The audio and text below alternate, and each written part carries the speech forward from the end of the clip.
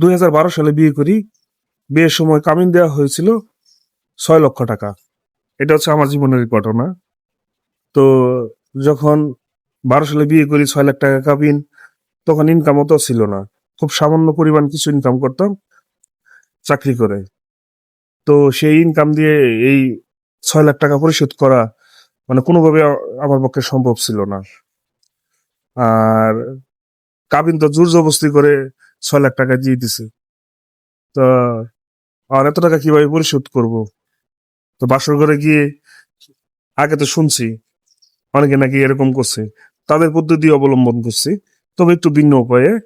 সেটা হচ্ছে বাসর ঘরে ঢুকে বউয়ের কাছে ক্ষমা চাইছি যে আমাকে মাফ করে দাও, এই 6 লাখ টাকা কাবিন দিছে, এই পক্ষে মানে এই মুহূর্তে আমার এই 6 লাখ টাকা নগদ উসুল করা আমার পক্ষে সম্ভব না। আমি 6 লক্ষ টাকা মানে এখন দিতে পারবো না। এই 6 লাখ টাকা আমি এখন দিতে পারবো না, তবে আমাকে কিছুদিন সময় দিতে হবে। এই মুহূর্তে আমাকে মাফ করো, আমি দিতে পারতেছি না, আমি ক্ষমা প্রার্থী, আমাকে কিছুদিন সময় দাও, আমি আস্তে আস্তে টাকাটা উসুল করে দিই। তো এই 6 লাখ টাকা 2012 সালে বিয়ে করছি, আজ পর্যন্ত উসুল করতে পারি নাই, তবে খুব কাছাকাছি চলে গেছি। ম্যাক্সিমাম টাকায় পরিশোধ করে দিয়েছি, অল্প কিছু টাকা রয়েছে পরিশোধ করার জন্য, সেটাও করে দিব। অনেকে আছে এই যে গয়নাগাটি থেকে উসুল করে পরিশোধ করে, বিয়ের সময় যে গয়না দেয় সেই গয়না থেকে কাবিনের টাকা পরিশোধ করে। আমি আবার সেটা করি নাই। গয়না গয়নার মতো রয়েছে, ওটা আলাদা জিনিস। আর কাবিনের টাকা হচ্ছে পরিশোধ করবো, সেটা হচ্ছে অন্য বিষয়। কাবিনের টাকাটা হচ্ছে আলাদা, এটা আল্লাহ তালার একটা বিধান, এটা মানতেই হবে, কাবিনের টাকা দিতেই হবে। তো ম্যাক্সিমাম টাকা দিয়ে দিছি, অল্প কিছু টাকা রয়েছে, ঠিক আছে। তো সেই টাকাটা ইনশাল্লাহ দিয়ে দিব। সমস্ত টাকাই নগদ দিয়ে দিছি, একবারই দিয়ে দিছি টাকা, যা দিয়েছি একবারই দিয়েছি। কিন্তু সামান্য কিছু টাকা বাকি রয়ে গেছে, সেটাও মানে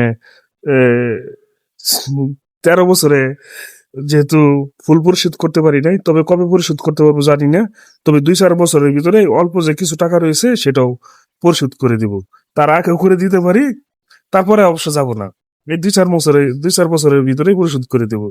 2030-এর ভিতরে পরিশোধ করে দেবো, বউয়ের কাছে অঙ্গীকার করছে। তার আগে করে দিব, এরপর আর যাব না। যাই হোক, তো আমাদের সমাজে আসলে যখন বিয়ে করা হয় তখন বিশাল একটা কাবিনের টাকা, লম্বা একটা টাকা দিয়ে দেওয়া হয়, অনেক টাকা দিয়ে দেওয়া হয়। যেহেতু আমার ক্ষেত্রে একটু কম, 6 লাখ টাকা, আয়ে আরো বেশি দেয়, 8 লাখ, 10 লাখ, 15 লাখ, 20 লাখ, ঠিক আছে। মানে কাবিনের টাকা যত বেশি কাবিনের টাকা দেওয়া হয়, তত নাকি মানে তো আপনার সংসার শক্ত হয় আর কি, সংসার ভালো হয় আর কি। মানে ছেলেরা কোনো উল্টাপাল্টা কিছু করতে পারবে না, বউকে কখনো ছাড়তে পারবে না, এরকম নানান ধরনের কথা বলা হয়। এটা আসলে ভুল ধারণা, ঠিক আছে। সংসারটা আসলে স্বামী স্ত্রী দুইজনের সম্পর্ক, মানে মানে কি বলে সেটাকে, ভালোবাসা, তারপরে হচ্ছে আপনার কম্প্রোমাইজ, বিশ্বাস, ঠিক আছে। তো এগুলোর উপরে নির্ভর করে, ঠিক আছে। মানে যে সংসারে স্বামী স্ত্রীর ভিতরে মানে আপনার ভালোবাসা, বিশ্বাস, তারপরে হচ্ছে কম্প্রোমাইজ, শেয়ারিং, কেয়ারিং, ঠিক আছে, তারপরে হচ্ছে মানে ভালোবাসাটা বেশি, ঠিক আছে, সে সংসারে দেখবেন আপনার শান্তি বেশি আসে, ঠিক আছে। আর ধর্মীয় একটা বিষয় আছে, যে সংসারের স্বামী স্ত্রী বা পরিবারের লোকজন ধর্মকর্ম একটু বেশি করে, সেই সংসারের শান্তিটাও একটু বেশি আসে, ঠিক আছে। তো এটা কখনোই কাবিনের টাকার উপরে নির্ভর করে না। তো আল্লাহ তালা যেহেতু কাবিনের বিধান একটা দিয়ে দিছে, কাবিনের টাকার বিধান দিয়ে দিছে, সেটার একটা পরিমাণও দিয়ে দিছে, নির্দিষ্ট একটা পরিমাণও দিয়ে দিছে। এই এই পরিমাণের উপর থাকাই উচিত। অযথা বাড়তি একটা বোঝা মানে ছেলের উপর চাপিয়ে দেওয়া উচিত না। 2 লাখ, 5 লাখ, 10 লাখ, 20 লাখ এরকম কাবিনের টাকা চাপিয়ে দেওয়া কখনোই উচিত না।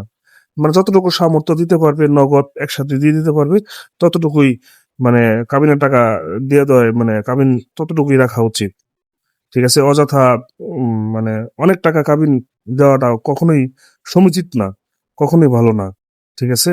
যতটুকু সামর্থ্য ততটুকুই দিবে।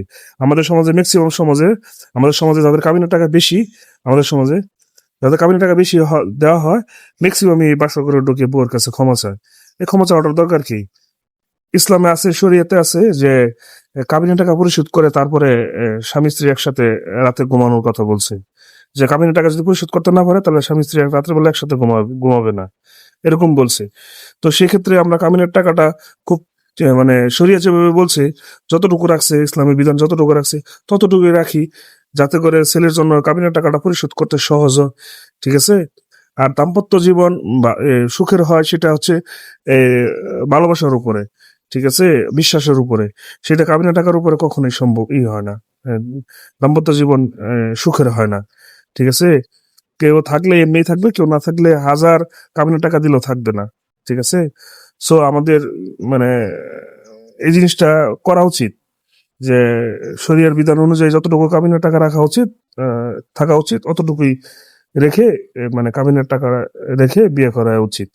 ঠিক আছে। অযথা বোঝা চাপিয়ে দিয়ে বহু টাকা কাবিনের বোঝা চাপিয়ে দিয়ে বাসর করে মাপ চাওয়ানোর কোনো দরকার বা প্রয়োজন আসলে আছে কিনা, প্রয়োজন নাই আর কি, এক কথায়।